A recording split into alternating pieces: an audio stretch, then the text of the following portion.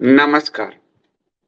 Journey with Sandeep देव और India speaks daily दोनों के दर्शकों, पाठकों का विष्णु सहस्त्रनाम की आज की इस श्रृंखला में स्वागत है।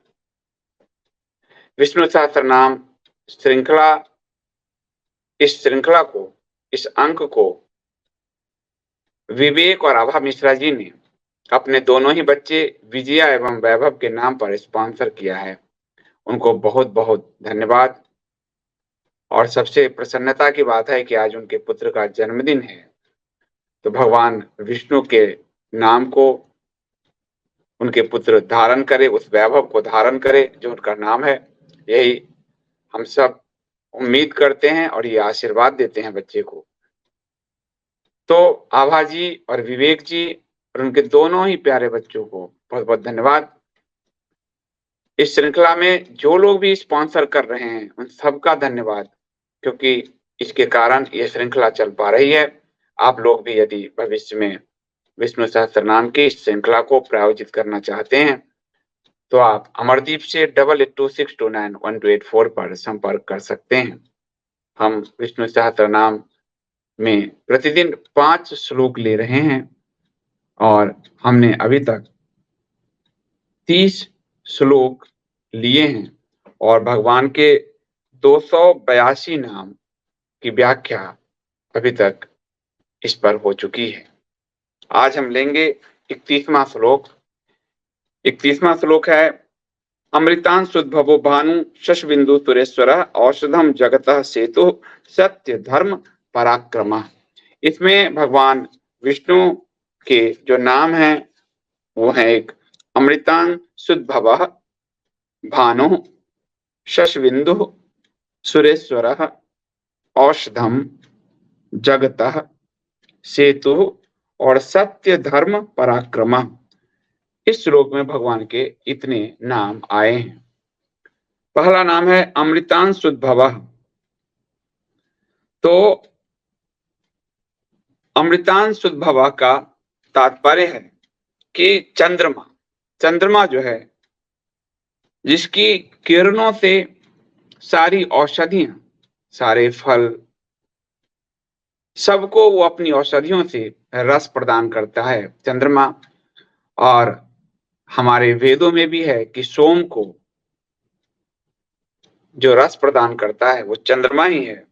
इसलिए संस्कृत में चंद्रमा को अमृतांशु कहते हैं और ये शब्द है अमृतांशुद्भव, यानी अमृतांशु का उद्भव, चंद्रमा का उद्भव। अब आप सबको कथा याद है कि देवता और असुर ने मिलकर सागर मंथन किया था और उस सागर मंथन में भगवान विष्णु कच्छप के रूप में उस पर्वत जो शिला थी उसको उन्होंने पीठ पर धारण किया था। साथ ही ये जो सागर है जहां भगवान विष्णु अयन यानी शयन करते हैं, जहां वो रहते हैं, योग निद्रा में वो वहां शयन करते हैं, वह सागर उनका एक तरह से वो सागर उन्हीं से निकला है। सागर के भी जन्म स्थान वही है।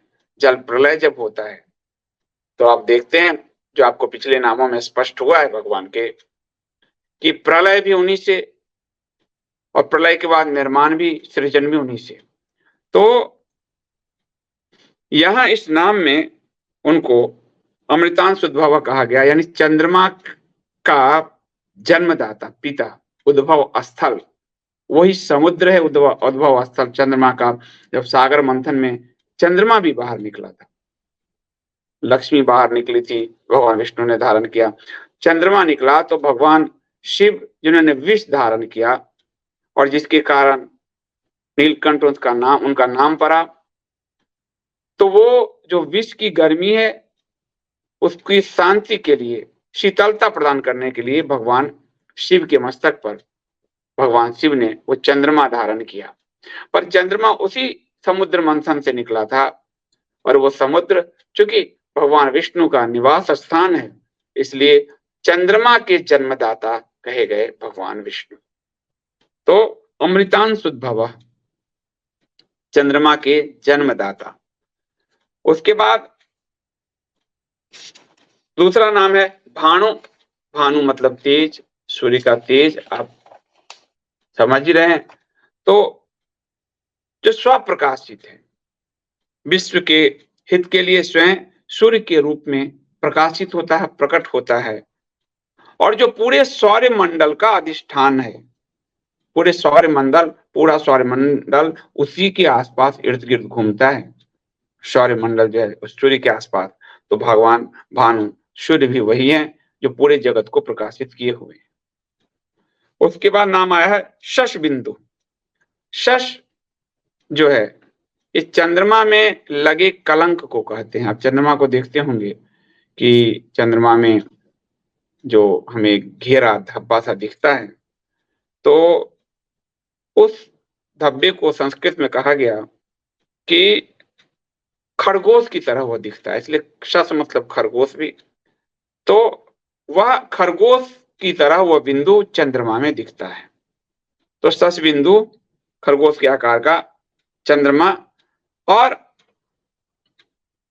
चूंकि परमेश्वर सबके पोषक हैं, स्वयं ही पूर्ण जगत हैं, वह चंद्रमा जो रस के सारे वनस्पतियों को रस प्रदान करता है, वह भी, उसके जन्मदाता भी भगवान विष्णु हैं। तो इसलिए यह नाम यहां जो आया है शशबिंदु,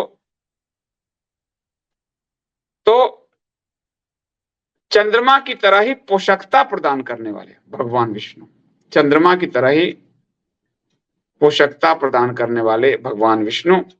सुरेश्वर, सुर अर्थात देवता, और देवताओं के भी ईश्वर, यानी देवताओं के भी देवता। तो भगवान विष्णु देवों के भी देव है। जैसे महादेव को कहा जाता है देवों के देव, महादेव, उसी तरह भगवान विष्णु को कहा जाता है सुरेश्वर, यानी सुरों के ईश्वर, देवताओं के भी देवता। भगवान विष्णु को ये कहा जाता है, इसलिए सुरेश्वर। साथ ही इसका यदि संधि विच्छेद करें तो सु का अर्थ है प्रचुर मात्रा में, और र का अर्थ है दाता, यानी जो दानवीर है। और भगवान विष्णु से बड़ा कौन दानवीर है। तो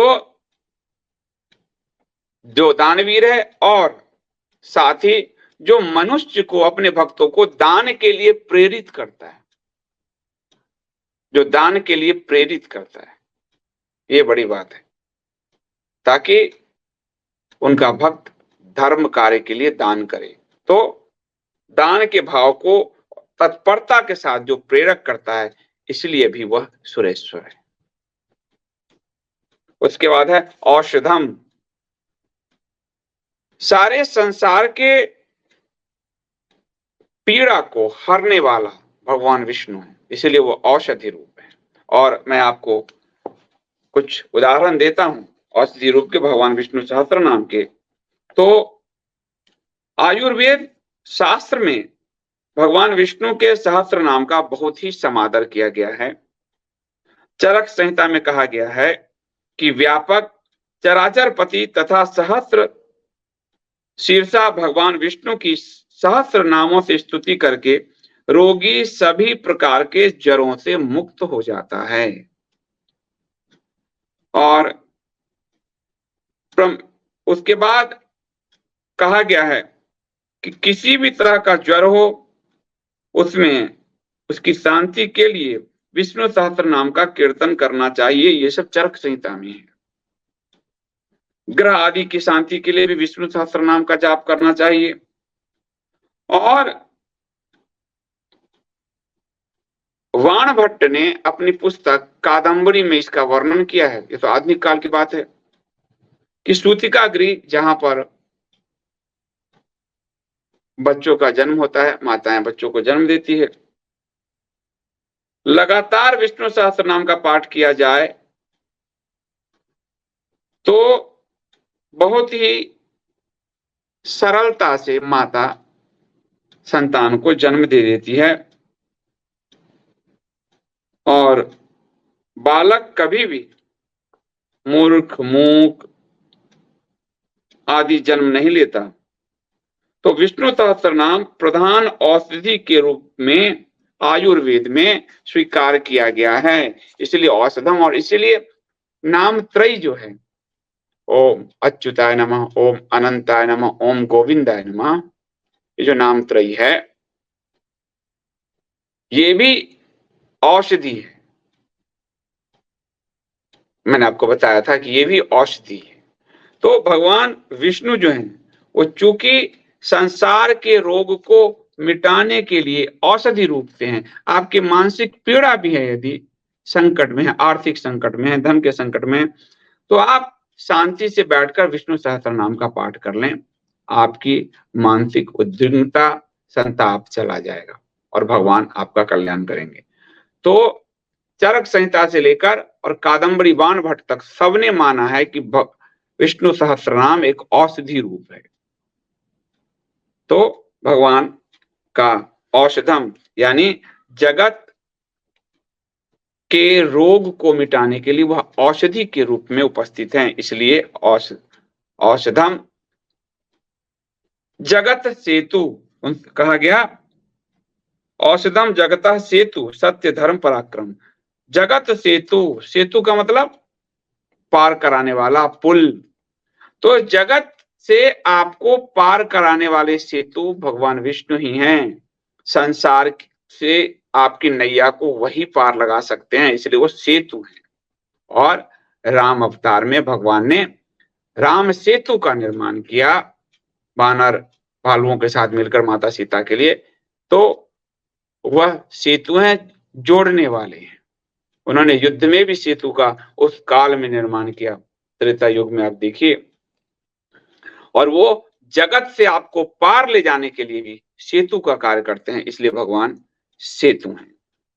और फिर सत्य धर्म पराक्रम, यानी ईश्वर विष्णु ही सत्य हैं, विष्णु ही धर्म हैं और विष्णु ही पराक्रम हैं।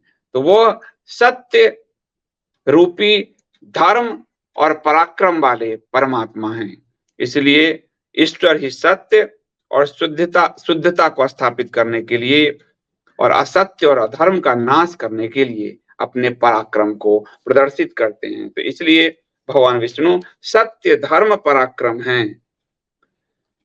अगला 32वां श्लोक है, भूत भव्य भवन्नाथ पावन पावनो नल काम काम कृत कांता कामा काम प्रदा प्रभु। तो भूत भव्य भवन्नाथ, भूत भव्य और भवन्नाथ, भूत यानी अतीत काल,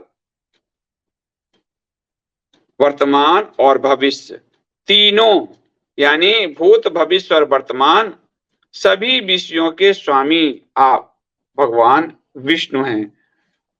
भव्य मतलब भविष्य, भवत मतलब वर्तमान, भूत मतलब भूतकाल, भूत भव्य अर्थात भविष्य और भवत अर्थात वर्तमान, भवन नाथा, नाथ मतलब स्वामी। तो वो भूत वर्तमान और भविष्य तीनों के स्वामी हैं। आपने जो भूतकाल में जीवन जिया है, जो कर्म किया है, जो इस जन्म में आपका भाग्य है, वह भूतकाल के कर्म का फल भी भगवान ने दिया है। वर्तमान में जो आप कर्म कर रहे हो उसके कर्म फल के अधिष्ठाता भी भगवान विष्णु है, और इसी कर्म फल के आधार पे आपके जो भविष्य का निर्माण होने वाला है उसके अधिष्ठाता भी भगवान विष्णु है। इसलिए भूत भव्य भवन नाथा, तो आपके अतीत वर्तमान और भविष्य सबके कर्ता धर्ता ही भगवान विष्णु हैं। उसके बाद भूत भव्य भवन्नाथा पवन, पवन मतलब वायु रूप, पवन मतलब वायु, पवन पुत्र हनुमान कहते हैं हम। तो पवन, तो पवन जो है, पवन तो वायु हो ही गया, पर आपके जीवन को प्राण भी वायु देती है और आपको पवित्र भी वायु ही करती है। इसलिए आपकी आत्मा को पवित्र करने वाली वायु पवन वो जो है, तो भगवान कहते हैं पवित्र करने वालों में मैं पवन हूं, आदि शंकराचार्य जी ने लिखा है। और पवन के बाद पावना, पावना मतलब लिखा है आदि शंकराचार्य जी ने कि श्रुति कहती है इसके भय से वायु चलता है, यानी वायु जिसके निर्देश से चलता है वो पावन, पवन और पावन, पवन भी वही है और वो पवन उनके ही निर्देश से चलता है, वो पावना भी भगवान विष्णु है। और पावना का वही है कि पवन और पावना के रूप में वो जगत को प्राण देते हैं, उसको पवित्रता प्रदान करते हैं। तो अनलह, अनलह मतलब अग्नि, अनल मतलब अग्नि। तो भगवान जो हैं वो अग्नि रूपेण भी है। कहते हैं यज्ञ के देवता, प्रधान देवता विष्णु है। जब आप पूजा करोगे तो अग्नि, उस यज्ञ के प्रधान देवता जो अग्नि है, लेकिन भगवान उस यज्ञ के सबसे प्रधान देवता है। तो अग्नि भी उनके ही आदेश से हवि ग्रहण करती है, हविष्य ग्रहण करती है। तो भगवान अग्नि स्वरूप है। और दुष्टों के लिए तो बड़ी अग्नि है।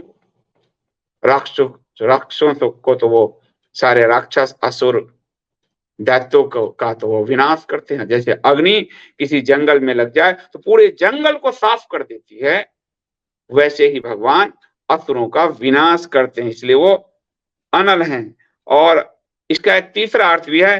अन का अर्थ है प्राण और ल का अर्थ है प्राप्त करना, अर्थात इसका है कि वह ईश्वर प्राण की आत्मा, यानी वह आपका मूल प्राण वही है, परमात्मा ही है, जीवन शक्ति वही है। और अग्नि भी जीवन शक्ति है। भोजन आपका नहीं पके, जाड़े में अगर ना हो तो आप ठिठुर के मर जाएं। तो जैसे अग्नि जीवन शक्ति है, वैसे ही भगवान विष्णु जीवन शक्ति है, अग्नि भी वही है। तो उसके बाद है कामहा, यानी अब देखिए कामहा काम कृत कांतः कामः काम प्रदः प्रभु। तो अगला नाम है भगवान का कामहा, यानी काम का अंत करने वाले, यानी आपकी सभी इच्छाओं वासनाओं का वो नाश करता है यदि आपने उनमें अपना ध्यान स्थापित कर लिया। उनकी भक्ति में यदि आप डूब गए तो वह आपके हर कामनाओं को, आपकी हर इच्छाओं को हर लेता है। इसलिए और जो इच्छाएं हैं आपकी अनंत है, तो वही इच्छा रह जानी चाहिए जो सात्विक है। वह इच्छा जो तामसिक है, वो इच्छाएं आपको और ज्यादा लालच में धकेलता चला जाता है। इसलिए जो धर्म के मार्ग पर है, जो विष्णु के मार्ग पर है, जिसने विष्णु की भक्ति की है, जो विष्णु में ही ध्यान अपना स्थापित किए हुए है, उसका यह जो अतिरिक्त कामनाएं हैं उसका अंत हो जाता, उसको वो दग्ध कर देते, इसलिए कामहा। इसलिए वह आपकी अतिरिक्त कामनाओं का संहार करके आपको परिशुद्ध शुद्ध बनाते हैं भगवान, इसलिए वो कामहा हैं। और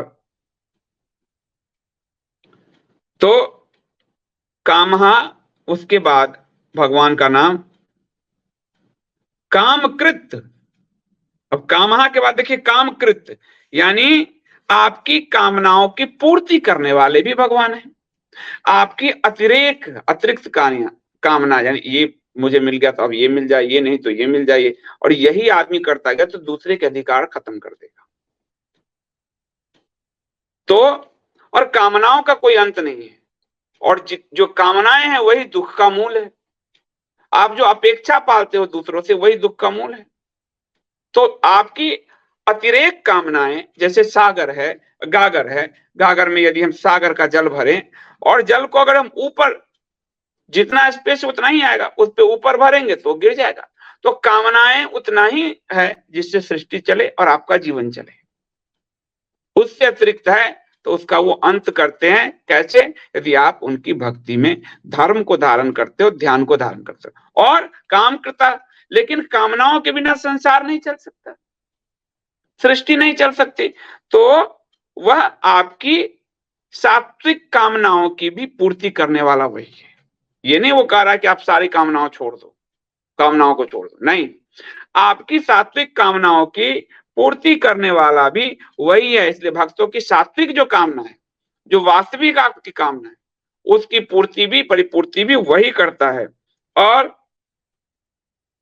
इसमें उसके बाद तीसरा जो नाम है कांतः, यानी कमनीय रूप, सुंदर रूप।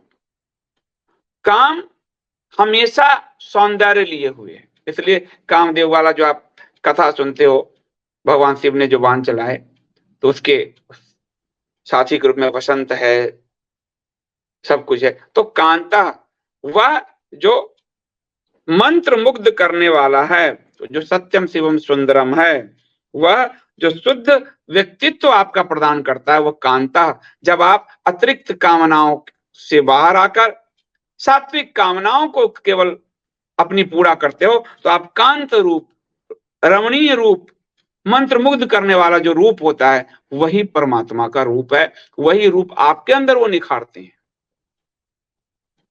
भक्त ध्यानी योगी के स्वरूप को जो परमात्मा निखारता है, वो कांता है, इसलिए वो कमनीय है, इसलिए वह मंत्र मुग्ध करने वाला, इसलिए वो शांताकारम भुजग सैनम, वो शांत है।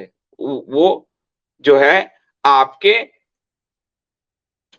सात्विक कामनाओं की पूर्ति करता है, इसलिए वह आपको भी अपने जैसा कांता बना देता है। और आप विष्णु तत्व ही हो, ये तो आप पिछले नामों से स्पष्ट हो चुका है। तो भगवान विष्णु भी इसीलिए रमणीय हैं, इसीलिए सुंदर हैं, क्योंकि वो सबके प्रतिपालक हैं, अतिरिक्त कामनाओं को हटाते हैं, सात्विक कामनाओं के साथ सृष्टि को आगे ले जाते हैं। और जो अतिरिक्त कामनाएं करता है, हम सब हमारा हमारा, वो असुर है, दैत्य है, राक्षस है, जिसका वो सर्वनाश कर देते हैं। ये भगवान का जो है। और उसके बाद कामः, यानी काम भी, जो सृष्टि जिससे जन्म लिया, जैसे ब्रह्मा उनकी नाभि से जन्म लिया, तो ये जो सृष्टि है, ये जो निर्माण है, ये भी वो है काम। तो वह भगवान। और कामों का एक और अर्थ है, क मतलब ब्रह्मा, अ मतलब विष्णु, म मतलब महादेव। इन तीनों त्रिदेव का जो स्वरूप है, वो भी भगवान विष्णु है। तो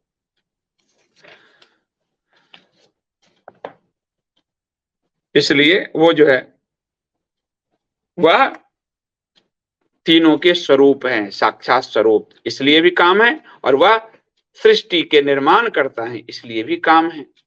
तो काम सकारात्मक, इसी में आपको अगर आप देखोगे ये नाम भगवान का, काम, हा कामकृत कांता कामा काम प्रदा प्रभु, तो आपको काम के सात्विक रूप और तामसिक रूप दोनों में किस रूप को आपको आगे ले जाना है, किस रूप को भगवान विष्णु की संस्तुति है, जो ये आपको स्पष्ट हो जाएगा। उसके बाद काम प्रदा, यानी आपकी सभी इच्छाओं को प्रदान करने वाले, आपकी सभी सात्विक इच्छाओं को प्रदान करने वाले, भक्तों की कामनाओं को, यदि भक्त सच्चे मन से उनसे जो कुछ भी कामनाएं करता है, जो कुछ भी मांगता है, सच्चे मन से हृदय में भक्ति भाव हो, तो वह उसको प्रदान करते हैं। तो काम प्रदः, वो उसको प्रदान करते हैं। और प्रभु अर्थात सर्वोत्कृष्ट, सर्व सामर्थ्यवान स्वामी, तो प्रभु ही वही स्वामी है, वही अधिपति है, जिसके पास करने यानी कर्तृ, न करने अकर्तृ, और अन्य कुछ ना करने यानी अन्यथा कर्तृ की सभी शक्तियां हैं, वही महाप्रभु हैं। जगत प्रभु, जगन्नाथ महाप्रभु जैसे हैं, उसी तरह प्रभु, यानी जिसमें हर चीज अतिशयता में है, जिसके पास सारे सामर्थ्य हैं, वो प्रभु है। अब आगे तीसरा श्लोक आज का, जो 33वां श्लोक है आज टोटल। युगादिकृत दुगावर्तो नैक मायो महाशना अदृश्यो अव्यक्त रूपस्य सहस्रजित नंतजित। इसमें भगवान ने जो नाम है युगादिकृत, युगावर्त, नैक माया, महाशना, अदृश्य, व्यक्त रूप, सहस्रजित, अनंतजित, इतने नाम प्रभु के इसमें लिए गए हैं। तो युगादिकृत यानी युगाकृत आरंभ करना, युग को आरंभ करने वाले, सृष्टि को आरंभ करने वाले, ये जितने हमारे 4 युग हैं, सतयुग, त्रेतायुग, द्वापर, कलयुग, इन सबको आरंभ करने वाले, काल से परे समय को ही आरंभ करने वाला कौन है? युगाधिकृत यानी भगवान विष्णु, समय के वो एकमात्र स्वामी हैं। ऐसे महादेव को कहा जाता है महाकाल, काल से परे, और विष्णु को युगाधिकृत, युग से परे, काल से परे। तो भगवान काल से परे हैं क्योंकि काल का आरंभ भी उन्हीं से ही होता है। युगावर्त, वर्तुल, तो युग को वर्तुल की तरह घुमाने वाले, यानी सतयुग, त्रेता, द्वापर, कलयुग, सतयुग, त्रेता, द्वापर, कलयुग। अभी भविष्यकाल का जो आप सुन रहे हो ISD पर, तो आता है ना कि कलयुग समाप्त के बाद फिर सतयुग आ जाएगा। तो ये जो युगों को आवर्ती में घुमाने वाले, चक्र के रूप में घुमाने वाले, वो कौन है? भगवान विष्णु हैं। इसलिए वह समय का न केवल स्वामी है बल्कि समय का संचालक भी है। युग को घुमाता है, यानी जैसे हम झूले पर जाएं तो झूला जो घूमता है, तो झूले का संचालक जो होता है ना, जो घुमाता है मोटर से, तो जो युग को घुमाता है वो उसका संचालक हुआ ना। तो युग का स्वामी भी, और जो स्वामी है वही संचालक। तो ये जो समय का निरंतर प्रवाह है, ये जो हमारे महीने बदल रहे हैं, दिन बदल रहे हैं, सप्ताह बदल रहे हैं, साल बदल रहे हैं, वर्ष मतलब वर्ष बदल रहे हैं, दशक बदल रहे हैं, युग बदल रहे हैं, उन सबके संचालक भगवान विष्णु ही हैं। इसलिए युगावर्त। उसके बाद नैक माया, मायाधिपति, अनेक तरह की माया रचने में चतुर, अनेक तरह की माया के स्वामी, नैक माया, जिसकी सिर्फ एक माया नहीं है, अनेक माया है। वो बामन अवतार में आते हैं, छोटे से बामन को देखकर बलि सोचते हैं, महाराज आप 3 भूमि, क्या 3 पग भूमि आप हमसे मांगते हैं ब्राह्मण देवता, और ज्यादा मांग लो, 3 पग में आपके क्या होंगे? नहीं, मुझे तो 3 पग ही चाहिए। दे सकते हो तो दो, आप और लीजिए, गौ ले लीजिए, आप 6 पग ले लीजिए, और भूमि, मुझे 3 पग चाहिए। और नायक माया जब उन्होंने उसको उनके हाथ पे जल देकर, उनको जो है अर्घ देकर वचन दे दिया, उसके बाद नायक माया यानी उन्होंने ब्रह्मांड के बाहर भी अपने शरीर का विस्तार कर दिया। तो मायापति है। इसलिए माता दुर्गा को भी कहा जाता है विष्णु मायेति शब्दता, नमस्तस्य नमस्तस्य नमस्तस्य नमो नमः। वो विष्णु की माया है। विष्णु को मायापति कहा गया। उनकी माया के आगे किसी की माया नहीं टिकती। ये सारा संसार उनकी ही माया का विस्तार है। इसलिए नायक माया यानी जो अनंत है, विभिन्न रूप धर सकते हैं और अनेक मायाओं को जो धारण करते हैं वो नायक माया हैं। उसके बाद महाशना, महाशना, शना यानी भक्षण करना, महाभक्षी भी वही है, क्योंकि जब युगों का अंत करते हैं, प्रलय लाते हैं, तो सबका भक्षण कर लेते हैं, पूरे युगों को अपने में समेट लेते हैं, पूरे प्राणी जगत को अपने में समेट लेते हैं, और फिर नए युग में उसको पुनः उसका उद्धार करते हैं, पुनः सृष्टि का आरंभ करते हैं। तो वह जो महाशना, वह जो सर्वस्व का भक्षण कर लेता है, वह महाशना है। और वो कौन है? भगवान विष्णु है। आदि शंकराचार्य जी लिखते हैं कल्पांत में सबको ग्रस लेते हैं, इसलिए भगवान का महान अशन भोजन है। ये जो अशन भोजन, ये जो पूरी प्रकृति को अपने अंदर निगल लेते हैं, ये पूरी प्रकृति ही उनका भोजन है। पूरे कल्प का जब वो अंत करते हैं, वो महाशना के रूप में आ जाते हैं, वो है भगवान विष्णु। और उसके बाद अदृश्य, वो आपके सामने में, वो आपके सामने नहीं है। इंद्रियातीत यानी उसे अपनी इंद्रियों से नहीं जाना जा सकता, वो इंद्रियों के विषय से परे है, इसलिए वो अदृश्य है। अदृश्य उनका नाम है। वो आपकी इंद्रियों से परे है, वो आपके भाव में तो उतर जाएगा पर आपकी इंद्रियों में वो नहीं पकड़ में आएंगे कभी, इसलिए वो अदृश्य हैं और व्यक्त रूप। लेकिन आपको आप देखिएगा वह योगियों, भक्तों, ज्ञानियों के लिए के भाव में उतर आते हैं, इसलिए वो व्यक्त भी हैं, वो व्यक्त भी हैं। तो अदृश्य और जो उच्चारण में है अदृश्य व्यक्त रूप जो है, अदृश्यो व्यक्त रूपश्च, तो अदृश्य भी है व्यक्त भी है। और यदि आप संस्कृत को उच्चारण में अदृश्य अव्यक्त रूपश्च भी कहेंगे तो अदृश्य अव्यक्त मतलब निराकार, यहाँ दोनों अर्थ आ जाएगा। अव्यक्त रूपश्च यदि आप पढ़ते हैं तो वो निराकार हैं, वो आपके सामने व्यक्त नहीं होते, वो जो है आपको उनका स्वरूप निराकार है। ये इतना सगुण होकर भी वो निराकार है। इसलिए सुखदेव मुनि जब परीक्षित को कथा सुनाते हैं तो कहते हैं मैं तो निराकार को मानता हूं, लेकिन कन्हैया के सगुण रूप पर मैं रीस जाता हूं। तो वो दोनों ही रूप हैं, वो निराकार कर्मी को भी साकार दिख जाते हैं और साकार को भी वो निराकार दिखते हैं। तो यहाँ पर यदि व्यक्त रूप हम कहेंगे उनको तो भगवान अदृश्य हैं, लेकिन व्यक्त कहाँ होते हैं? भावों में। अदृश्य किसके लिए है?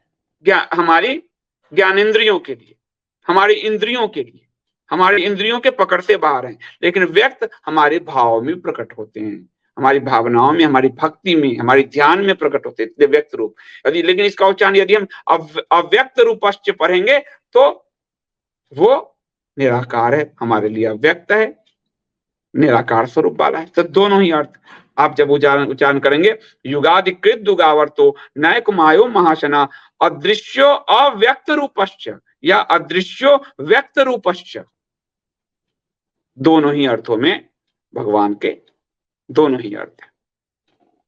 और सहस्रजित अर्थात सहस्र देव मनुष्यों का, देवों का जो दुश्मन असुर राक्षस जितने हैं, दैत्य, ये सब हैं, युद्ध में हजारों शत्रुओं को परास्त करने वाला, सहस्रों को पर विजय पाने वाला, जीत, सहस्रजित यानी युद्ध में सहस्र शत्रुओं को जीतने वाला वो सहस्रजित है। पांडव की छोटी सी सेना, कौरव की बड़ी सेना, फिर भी पांडव जीत पाए क्योंकि भगवान उनके सहस्त्र थे। तो वो कितने ही सहस्त्र हो, भगवान उनको की क्षमता इतनी बड़ी है कि वो उसे जीत सकते हैं, जीत लेते हैं, वो उन सब पर विजय प्राप्त करते हैं। और अनंत जित जिनकी जीत का अंत ही नहीं है, वो हमेशा ही जीतता है, जो सदा से विजयी है। अब अपने पुत्र का आप नाम अनंत जित रख सकते हो, कितना सुंदर है। उसे कोई परास्त ही नहीं कर सकता, वो कभी परास्त नहीं होता। सभी भूतों को जो जीतने वाला है, कुछ भी इन पंचभूतों से बने इस सृष्टि में कुछ भी ऐसा नहीं है जो उस प्रभु विष्णु को परास्त कर दे। उन पंचभूतों से बनी सृष्टि में सबको जीतने वाला भगवान विष्णु ही है, इसलिए सहस्र अनंत जित। अगला श्लोक है, अगला श्लोक है, इष्टो विशिष्ट शिष्टेष्ट शिखंडी नहुषो वृषः क्रोधहा क्रोधकृत करता विश्व बाहुर महीधरा। तो भगवान का इसमें जो नाम आया है वो है इष्ट। इष्ट दो अर्थ यहां भी आ गए हैं, इष्टो अविशिष्ट, अविशिष्ट, तो इष्ट और अविशिष्ट या इष्टो विशिष्ट शिष्टेष्ट शिखंडी नहुषो वृषः क्रोधहा क्रोधकृत करता विश्व बाहुर महीधरा। तो इष्ट, अविशिष्ट, शिष्टेष्ट, शिखंडी, नहुष, वृष, क्रोधहा क्रोध कृत करता, विश्व बाहु और महीधर, ये भगवान के इतने नाम आए हैं। तो इष्ट का मतलब है कि एक तो जो भगवान शंकराचार्य कहते हैं यज्ञ द्वारा जो पूजे जाते हैं इसलिए वो इष्ट है। हमारे कहते इष्ट देवता, हम बोलते हैं इष्ट देवता जो सदा से पूजनीय है, वो हमारे इष्ट हैं, और जो इष्ट का एक अर्थ है वह ईश्वर जिसे सभी प्रेम करते हैं। तो जो पूजनीय है, जो प्रेम है, जो यज्ञ द्वारा पूजा जा रहा है, जो ध्यान द्वारा पूजा जा रहा है, जो भक्ति द्वारा पूजा जा रहा है, इसे बोलते इष्ट देवता, वो हमारे इष्ट हैं। और विशिष्ट, तो विशिष्ट का अर्थ है वह ईश्वर जो सबसे पावन है, सबसे विशिष्ट है। कहते नहीं विशिष्ट व्यक्ति आया, वो पूजनियों में भी पूजनीय है, इसलिए वो विशिष्ट है। और वह सबके हृदय में वास करता है। वह हृदय जो विशेष स्थान है, आपका धड़कना बंद कर दे तो आप मर जाओगे, वहां वो वास करता है, इसलिए वो विशिष्ट है, विशिष्ट है। और इसको यदि हम उच्चारण में अविशिष्टा पढ़ लेते हैं, क्योंकि संस्कृत में जो इसका उच्चारण है वो अ का ध्वनि भी है और विसर्ग की ध्वनि भी है, तो अविशिष्ट भी पढ़ते हैं तो वह अविशिष्ट यानी अंतर्यामी। और अंतर्यामी कहाँ, विशिष्ट कहाँ, हृदय में ही। तो दोनों अर्थ एक ही हो गया। तो विशिष्ट जो भक्तों के हृदय में बसता है, और अविशिष्ट जो अंतर्यामी, दोनों हो गया। तो ये हमारे कितने सुंदर से वेद व्यास जी ने भगवान के नाम को एक साथ रखा है, और भीष्म जी सुना रहे हैं युधिष्ठिर को। तो उसके बाद शिष्टेष्ट यानी जो शिष्टेष्टा का मतलब हुआ इसमें जो आध्यात्मिक प्रवृत्ति का, यानी जो भक्त है, जो भक्त है उसका इष्ट देव, शिष्टों का भी जो अध्यात्म की ऊंचाई को पहुंच गया हो, शिष्ट, शिष्ट जिसको हम बोलेंगे, उस अध्यात्म की ऊंचाई वाले व्यक्ति का परम प्रिय, जिसने उस ऊंचाई को छू लिया वो मौन हो जाता है, उसका वो परम प्रिय जो है वह, अथवा जिसने ज्ञान की ऊंचाई को छू लिया हो, ज्ञानी, भक्त, ध्यानी, योगी, उसका प्रेम सिर्फ विष्णु पे रह जाता है, फिर सारा संसार उसके लिए माया है।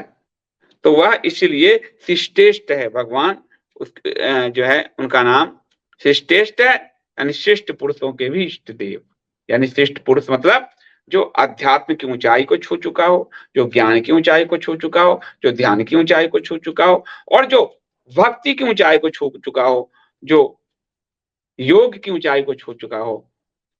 जब उस ऊंचाई पे पहुंचता है तो वह सिर्फ विष्णु का प्रिय हो जाता है, उसका प्रिय विष्णु हो जाता है, और वो विष्णु का प्रिय हो जाता है। तो इसलिए शिष्टेष्ट शिखंडी। अब आप लोग तो, हम और आप तो महाभारत में एक ही शिखंडी जानते हैं कि भगवान वासुदेव जब देखते हैं कि भीष्म पितामह तो अमरत्व का कवच पहन के आए हैं, और ये युद्ध एक तरफा है, क्योंकि जो अमरत्व का कवच पहने हुए है उसे तो कभी परास्त नहीं किया जा सकता, मारा नहीं जा सकता। तो उस अमरत्व के कवच को कैसे तोड़ा जाए? तो पांडव जाते हैं, भीष्म पितामह से पूछते हैं, और शिखंडी जो काशी राजकुमारी थी अंबिका, वो जो बार बार जन्म लेती है, आत्मा उसकी स्त्री है, क्योंकि उसे याद है। आपकी आत्मा भी पिछले जन्म में हो सकता है स्त्री हो, पर आपको याद नहीं है, पर उसको याद है, और भीष्म उस आत्मा को पहचानते क्योंकि भीष्म महाज्ञानी है। तो शरीर उसका भले पुरुष का है, पर उसकी आत्मा स्त्री की। तो एक हम उस शिखंडी को जानते हैं जो भीष्म की वानशैया पर जाने का कारण बना, और दूसरा भगवान का नाम भी शिखंडी है। क्यों?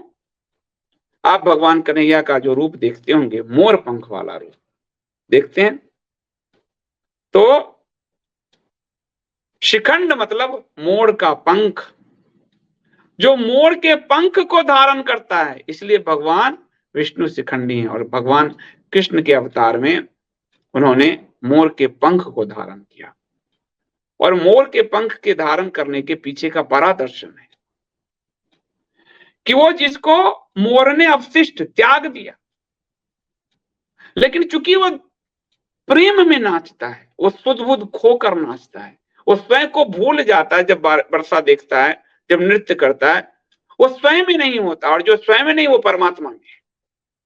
तो उस नृत्य में जब वो परमात्मा को याद कर रहा है, स्वयं में खोया हुआ है, बेसुध है, और तब जो उसके पंख गिरते हैं, वो पंख आम मनुष्य के लिए तो अपशिष्ट है, शिखंड है, परंतु प्रभु के लिए वो शिखंडी है। प्रभु इसलिए शिखंडी कहे जाते हैं क्योंकि प्रभु उसको धारण करते हैं, क्योंकि वो परमात्मा में लीन होकर झूम कर नाच रहा है, झूम कर नाच रहा है, यानी स्वयं को खोकर उस परम तत्व में खोया हुआ है। इसलिए भगवान उस नृत्य में उसके जो मयूर पंख गिरे हुए हैं उसे वो धारण करते हैं। भक्त के अपशिष्ट को भी उस परमात्मा धारण करता है। ये उस मोर पंख की कहानी। भक्त के अपशिष्ट को भी, जो तुच्छ चीज है, इसलिए भक्त को बहुत प्रेम करता है। जो तुच्छ चीज है, जो उसका टूट कर गिर चुका है, भगवान उसको भी धारण करते हैं। और न सिर्फ धारण करते हैं, अपना नाम भी शिखंडी रख लेते हैं। शिखंड मानी अवशिष्ट मोर पंख, अपना नाम भी वो शिखंडी रख लेते हैं। तो परमात्मा कितना प्रेम करता है अपने भक्तों को। बस आपके हृदय में मैं की जगह प्रभु होनी चाहिए। और जब मोर नाचता है तो मोर नहीं होता, वो तो किसी और दुनिया में होता है। आप देखिए मोर की जो थिरकन है, मोर स्वयं में नहीं होता। जो स्वयं में नहीं है वही तो परमात्मा में स्थित है। इसलिए भगवान उसके अपशिष्ट को भी अपने सिर पर धारण करते हैं कन्हैया, इसलिए उनका नाम शिखंडी है। और उसके बाद नहुष उनका नाम है। नहुष, नहुष का मतलब है नहनम बंधन। तो न बंधन, जो बंधनों से परे हैं, और इसका अर्थ है जो भूतों को यानी इस संसार को माया के बंधन से बांधते हैं, वो नहुष हैं। जो मायापति इस संसार को माया के बंधन से बांधते हैं, इसलिए वो नहुष है।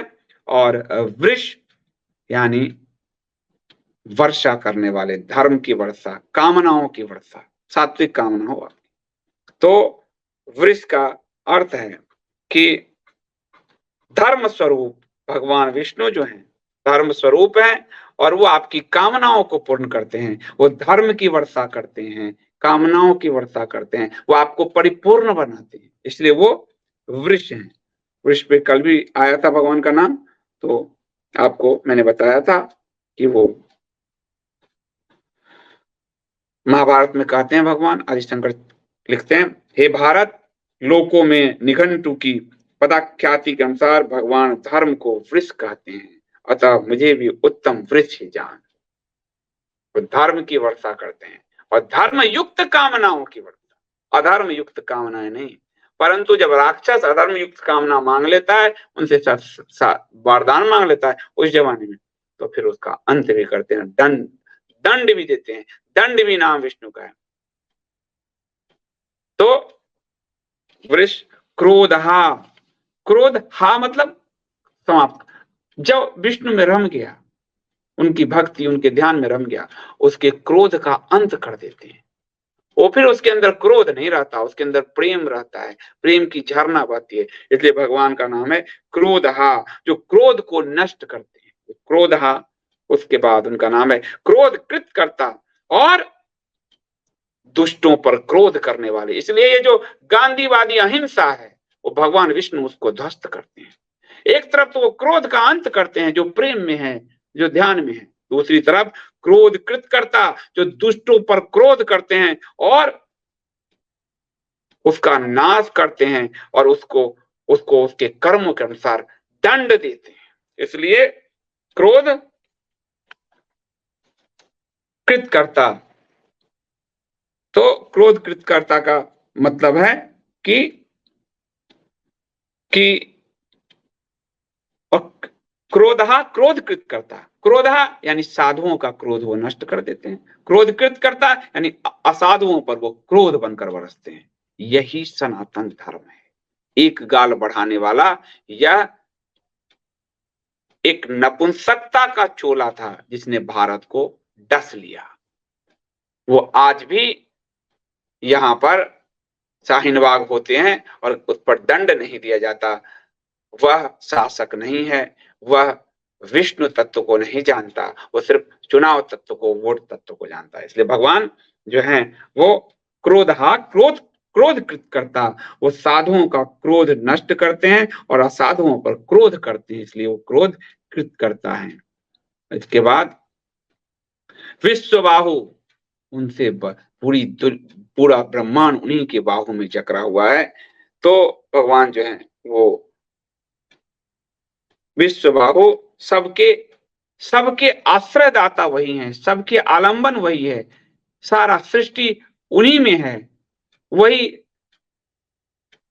सबको आश्रय दिए हुए हैं अपनी बाहों में, इसलिए वो विश्वबाहु, उनका जो भी सब और उन्हीं के बाहों का विस्तार है, क्योंकि उन्हीं के आश्रय में ये सृष्टि धड़क रहा है, ये सृष्टि जी रहा है, ये मानव प्राणी जीव जंतु सब उन्हीं के आश्रय में जी रहा है, इसलिए वो विश्वबाहु।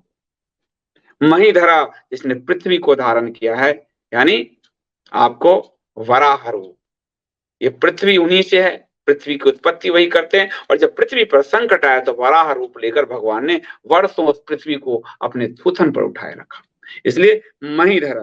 तो वो पृथ्वी को भी धारण करते हैं। और आज का अंतिम श्लोक है, अच्युता प्रथितः प्राण प्राणदो वासवानुजा अपाम निधिर्धिष्ठानम प्रमत्ता प्रतिष्ठितः। ये देखिए भगवान ने कैसे पृथ्वी को धारण किया था, महीधरा। तो अगला श्लोक है, अच्युता प्रथितः प्राण प्राणदो वासवानुजा अपाम निधिर्धिष्ठानम प्रमत्ता प्रतिष्ठितः। इसमें भगवान का नाम है अच्युत, प्रथितः प्राण प्राणदः वासवानुजः अपाम निधि अधिष्ठानम अप्रमत्तः प्रतिष्ठितः। यहाँ भगवान के इतने नाम हैं। तो अच्युतः यानी जिसका कभी च्युत नहीं हो सकता, जिसका कभी क्षय नहीं हो सकता, इसलिए भगवान जो है अच्युत हैं। वो कभी भी उनका विनाश नहीं हो सकता, वह यानी ईश्वर में कोई परिवर्तन नहीं हो सकता, इसलिए सनातन धर्म अपरिवर्तनीय है। देखिए कोई परिवर्तन नहीं होता, जैसे जायते यानी जन्म 6 विकार हैं, वर्धते यानी वृद्धि, विपरि मते अपेक्षते विनश्यति, ऐसे सारे जो भी हैं, क्योंकि आत्मा नित्य है, वो सदा से है, तो प्रभु अच्युत हैं, वो सभी भाव विकारों से रहित है, उनका कभी क्षय नहीं हो सकता, वो कभी अच्युत नहीं हो सकते, और उनकी मृत्यु नहीं होती। उपनिषद कहते हैं वो नित्य है, शुभ है, अपरिवर्तनशील है। अगला नाम है प्रथितः। तो जो सर्वस्व में व्याप्त है, प्रथितः का मतलब है जो सर्वस्व में व्याप्त, जगत की उत्पत्ति आदि कर्मों के कारण जो है, जो सर्वस्व में व्याप्त है, जो जगत की उत्पत्ति का कारण है, वो प्रथितः है। और जिसका वैभव विश्व विख्यात है, वह प्रथितः है।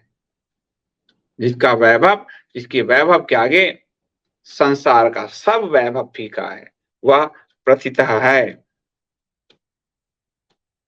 प्राण, सारे जीवों का प्राण वही है, प्राणों का आधार वही है, और हिरण्य गर्भ रूप से प्रजा को जीवित रखना उसका काम है। प्रजा के प्राण का आधार वही है। भगवान कहते हैं मैं प्राण हूं, ये श्रुति का बहुत महत्वपूर्ण वचन है। तो आपके जीवन का, हमारे जीवन का, पूरे जीव जंतु के जीवन के प्राण का आधार भगवान विष्णु हैं।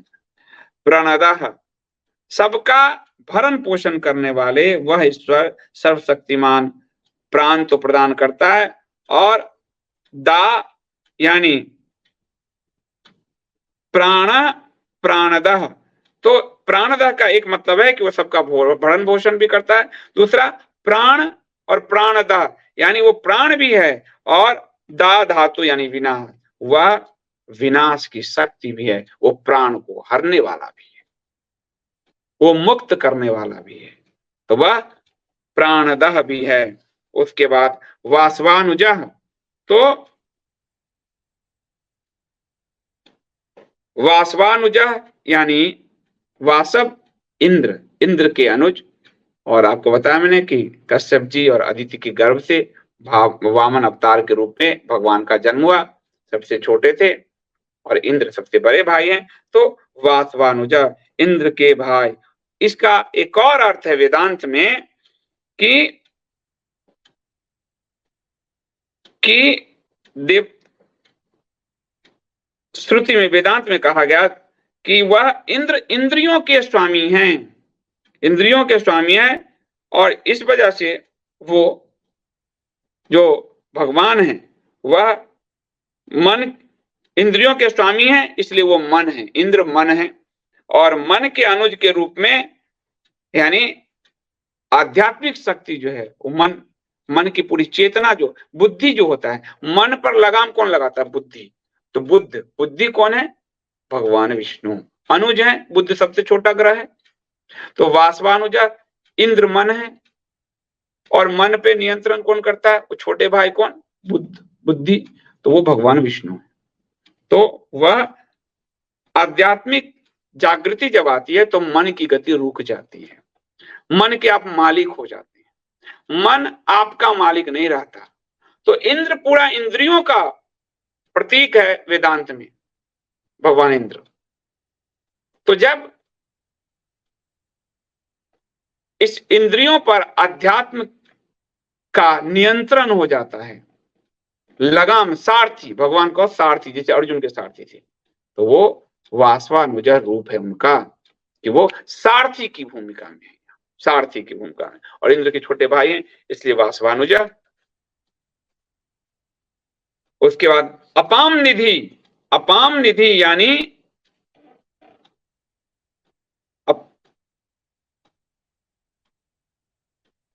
अप यानी जल, और निधि यानी जहां उसको जहां जमा किया जा सके, यानी निधि मतलब महासागर। तो वो जलाशय, वो महासागर है। भगवान कहते भी हैं जो है कि आदि शंकराचार्य जी लिखते हैं कि सरो में मैं सागर हूं। तो भगवान समुद्र, भगवान की विभूति होने के कारण उनका नाम अपाम निधि है, यानी वो जलाशय में समुद्र है, महासागर है, जगत के महासागर, इसलिए वो अपाम निधि कहे जाते हैं। अधिष्ठानम, पूरे ब्रह्मांड का अधिष्ठान उनके अंदर है, इसलिए वो अधिष्ठानम है। सभी भूतों के आश्रयदाता हैं वो, सभी जीव जंतुओं के आश्रयदाता वो हैं, सभी जीव जंतु उन्हीं में अधिष्ठानित पाते हैं। तो इसलिए वो अधिष्ठानम है, पूरे ब्रह्मांड का अधिष्ठान उनमें है, तो वो अधिष्ठान है। और अप्रमत्ता, अप्रमत्ता का मतलब वह ईश्वर जिसमें कोई प्रमाद नहीं है, वह ईश्वर जो किसी निर्णय में कभी भूल चूक नहीं करता। प्रमाद का क्या लक्षण है? कि हम सब आलसी प्रमादी होते हैं, काम को टालते रहते हैं, प्रमाद के लक्षण जो है। तो वह अप्रमत्त है, उस परमात्मा में एक क्षण भी प्रमाद उत्पन्न नहीं होता, इसलिए वह कोई चूक नहीं करता। आप सोचो कि मैं ये काम कर लूं और छुप जाऊं, परमात्मा को पता नहीं चले, ये नहीं होगा। वो कोई भूल चूक नहीं करता, अप्रमत्ता। और प्रतिष्ठिता, अपनी महिमा में जो स्थित है, जो अपनी महिमा में स्थित है, स्वमहिम ने स्थिता प्रतिष्ठिता, लिखते हैं आदि शंकराचार्य कि भगवान वह किसमें स्थित है। श्रुति कहती है, पूछती है वेद कि भगवान किसमें स्थित है, तो वह अपनी महिमा में स्थित है, अपनी प्रतिष्ठा में स्थित है। इसलिए प्रतिष्ठिता शब्द भी भगवान के लिए आया है।